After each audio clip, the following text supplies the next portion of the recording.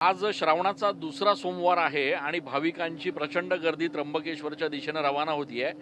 पालकमंत्री गिरीश महाजन असतील, त्यांच्यासोबत नाशिकचे जिल्हाधिकारी आयुष प्रसाद सर असतील, SP DS स्वामी सर असतील, हे सगळे आज परिवहन महामंडळाच्या बसनं त्र्यंबकेश्वरकडे भाविकांसोबत प्रवास करतायत। उद्देश हा आहे की आगामी काळात सिंहस्थ कुंभमेळा आहे आणि एकूणच सगळी व्यवस्था कशी पारदर्शकपणे पार पाडता येईल, कशा आणखी सोयीसुविधा देता येतील याचा आढावा घेतला जाणार आहे। दोघंही आपल्यासोबत आहेत, जाणून घेण्याचा प्रयत्न करू। सर, एक चांगला इनिशिएटिव्ह आहे खरं तर, ज्या परिवहन महामंडळाच्या बसमधनं भाविक प्रवास करतात त्यातून तुम्ही प्रवास करता आहात, काय नेमकं प्लॅनिंग आहे एकूण? नाही, हे बेसिकली विषय असा आहे की आपण सगळे वाहतूकवर म्हणजे बंदी आणलेली आहे आणि त्या टाईममध्ये आपणच अगर त्याचे नियमावली पालन करणार नाही तो त्या गोष्टी योग्य नसतो। ते एक विषय। दुसरा विषय आहे की वाहतूक कोंडी आहे, वाहतूक कोंडी टाळायची असेल तर पब्लिक ट्रान्सपोर्ट वापर करायचा। बसेस जो यावेळी परिवहन महामंडळाने आपल्याला यावेळी उपलब्ध करून दिल्या दर्शनावला, तुम्ही बघू शकतो की चांगले नवीन बसेस उपलब्ध झालेले आहे, त्याची परिस्थिती, स्वच्छता इत्यादी सगळे व्यवस्थित आहे।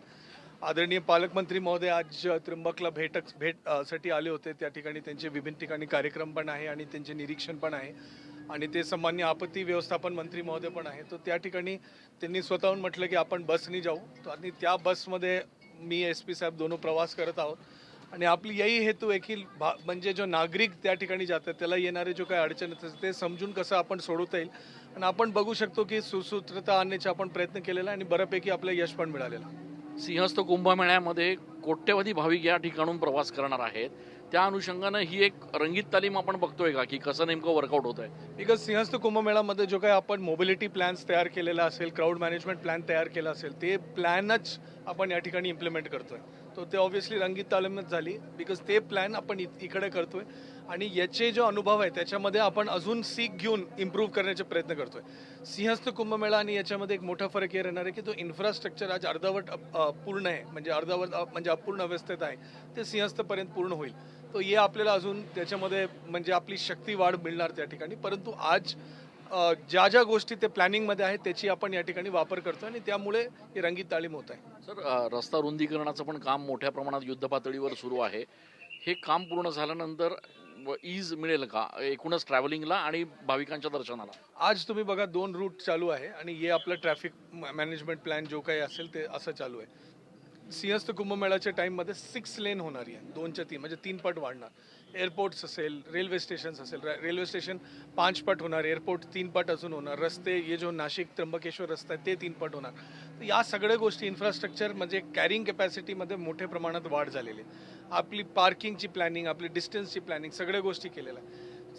श्रावण सोमवारमध्ये आणि सिंहस्थ कुंभमेळ्यामध्ये एक मोठा फरक आहे की सिंहस्थमध्ये आपल्याला जो घाटामध्ये स्नानचा एक विषय ॲड होतो, त्या ठिकाणी लोक थांबतात, श्रावणमध्ये येतात जातात, हे 2 मेजर फरक आहे। परंतु अदरवाईज जो ओव्हरऑल प्लॅनिंग आहे, क्राऊड मॅनेजमेंट असेल, मोबिलिटी प्लॅन असेल, आपले इन्फ्रास्ट्रक्चरचा वापर असेल, आपण त्या हिशोबाने केलेला आहे आणि ते प्रपोर्शनली वाढणार आणि आपली क्षमता त्याच्यामध्ये टेस्ट होतो, आपले अधिकारी ट्रेन होतो आणि या गोष्टी आपण पूर्ण या ठिकाणी प्रयत्न केला। आपल्यासोबत ग्रामीण पोलीस अधीक्षक सुद्धा आहेत। सर, प्रचंड मोठ्या प्रमाणात मागच्या श्रावणी सोमवारी गर्दी झाली होती, सिंहस्थामध्ये याच्या कैक पट जास्त भाविक या ठिकाणी येणार आहेत। क्राऊड मॅनेजमेंटच्या अनुषंगाने आपलं काय प्लॅनिंग आहे?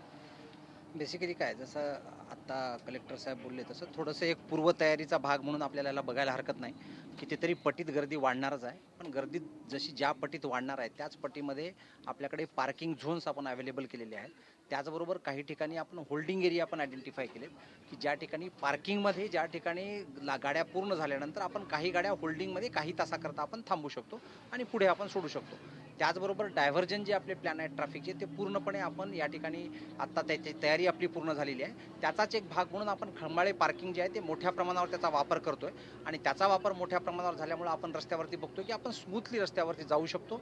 त्याचबरोबर भाविक जे आहेत ते भाविक पण ब्रह्मगिरीची फेरी असेल किंवा त्याबरोबर रस्त्यावरची त्यांची मुवमेंट असेल आणि मंदिराच्या परिसरातली मुवमेंट असेल, त्या ठिकाणी आपल्याला कुठली गर्दी अनुभवायला मिळत नाही किंवा त्याचबरोबर क्राऊडचं जे एकत्र म्हणजे जास्त जो गर्दी आहे ती गर्दी आपल्याला त्यांना भाविकांना त्रास होईल अशा प्रकारची गर्दी कुठल्याही ठिकाणी अनुभवायला मिळत नाही आणि लोक स्मूथली आपल्या मंदिरात जात आहेत, दर्शन करतायत, फेरी मारतायत। त्याचबरोबर वाहनांची जी मुवमेंट आहे ती पण फ्री आहे। खूप धन्यवाद। आपण बघतोय खरं तर हा एक प्रयत्न आहे की सिंहस्थाच्या पार्श्वभूमीवर श्रावणी सोमवारच्या निमित्तानं जी गर्दी येते तिच्या अनुषंगाने थोडासा एक रंगीत तालीम करण्याची आणि जिल्हाधिकारी असतील, ग्रामीण पोलीस अधीक्षक असतील, त्यासोबतच स्वतः पालकमंत्री गिरीश महाजन हे परिवहन महामंडळाच्या बसमधून प्रवास करतायत आणि येणाऱ्या दिवसांमध्ये आणखी काय सुधारणा करण्याच्या शक्यता आहेत त्याचा देखील आढावा घेत आहेत.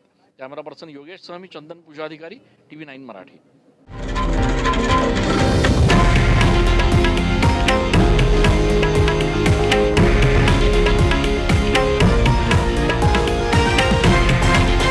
हे आहे देशातील नंबर 1 न्यूज नेटवर्क आणि आपण पाहत आहात TV9 मराठी, एकमेव.